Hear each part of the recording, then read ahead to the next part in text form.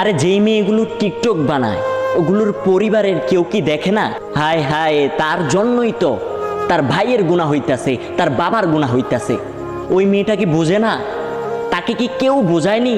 কিয়ামতের দিন তো তাকে জিজ্ঞাসা করা হবে, তোমাকে কি কেউ বলেনি এগুলো গুনাহ, এগুলো গুনাহ, এগুলো গুনাহ?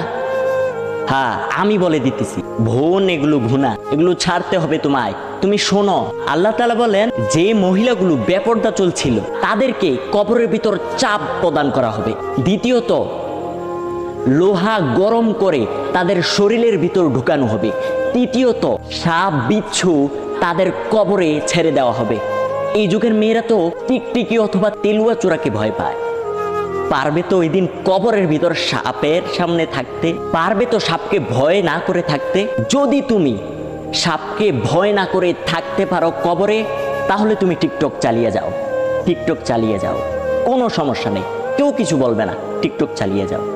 আর যদি তুমি এটা মনে করো আমি তো সামান্য ছোট ছোট বিচ্ছুকে ভয় পাই, পিপিলিকাকে ভয় পাই, আমি কিভাবে ওই সাপের সামনে থাকবো, যদি এটা মনে করো থাকো,